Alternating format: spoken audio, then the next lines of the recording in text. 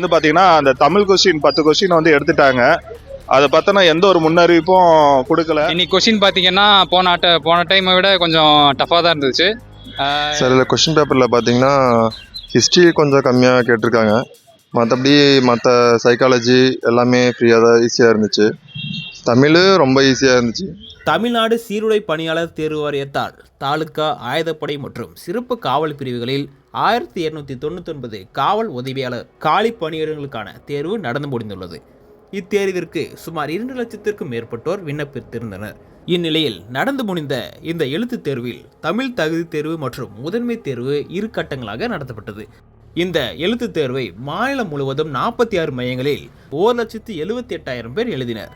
இதில் சேலம் மாவட்டத்தில் மட்டும் 6,274 பேர் எழுதினர்.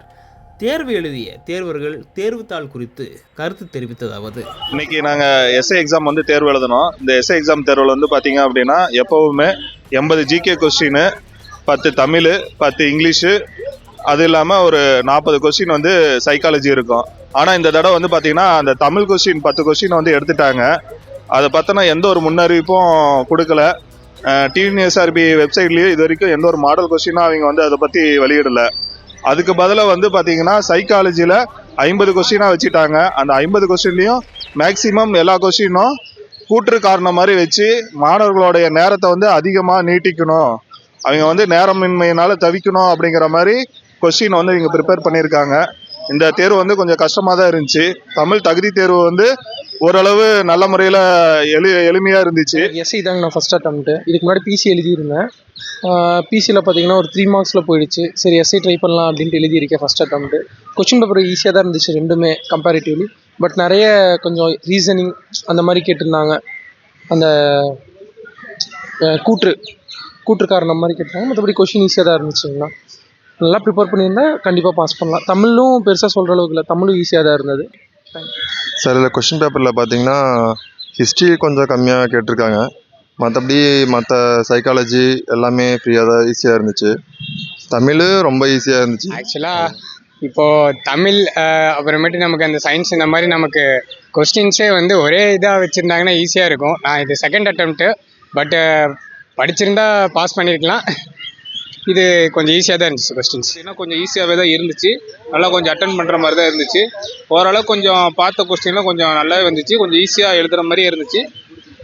நல்லா கொஞ்சம் பரவாயில்ல, எக்ஸாம் எழுதுறதுக்கு நல்லா இருந்துச்சு. இந்த அட்டம் மேபி கிளியர் பண்ணிட்டேன்னா அடுத்து ஃபிசிக்கல் தான். ஃபிசிக்கல் பார்த்தீங்கன்னா ஃபஸ்ட்டு ஹைட்டு கரெக்டாக இருந்தாங்கன்னா அடுத்து வெயிட் செக் பண்ணிவிட்டு செஸ்ட் சைஸ் செக் பண்ணிவிட்டு அடுத்து ஸ்ட்ரெயிட்டாக 1500 மீட்டர் 7 மினிட்ஸில் ஓடுற மாதிரி இருக்கும்.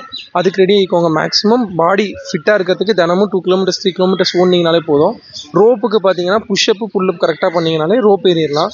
லாங் ஜம்புக்கு தினமும் நீங்கள் ஹை வாக் வச்சிங்கனாலே ஆட்டோமேட்டிக்காக லாங் ஜம்ப் வந்துடும். ஹைட்டாக இருக்கவங்களுக்கு பிரச்சனை இல்லை. ஷார்ட்டாக கரெக்டாக ஹைட்டில் இருக்கீங்க அப்படிங்கும் போது தினமும் லாங் ஜம்ப் ஒரு வீக்லி ஒன்ஸ் மட்டும் ப்ராக்டிஸ் பண்ணுங்கள், இல்லை காலில் அடி விழுவோம். மற்றபடி ஓடுறது பார்த்தீங்கன்னா தினமும் 2 கிலோமீட்டர்ஸ் ஓடுறீங்கனாலே இந்த 100 மீட்டர் அப்புறம் 400 மீட்டர் 1500 மீட்டர் ஈஸியாக க்ளோஸ் பண்ணிடலாம். தேங்க்யூ. இன்றைக்கி நான் எஸ்ஐ எக்ஸாம் எழுத வந்தேன். இது என்னோட 2வது அட்டம்ப்ட்டு. இன்றைக்கி கொஸ்டின் பார்த்தீங்கன்னா போன டைமை விட கொஞ்சம் டஃப்பாக தான் இருந்துச்சு.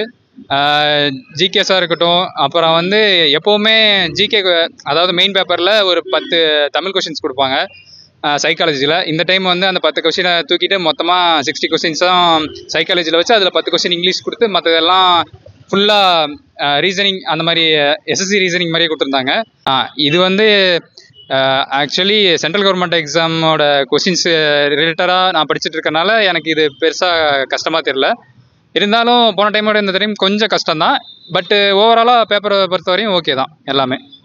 நியூஸ் 18 உள்ளூர் செய்திகளுக்காக சேலம் மாவட்டத்திலிருந்து சீனிவாசன்.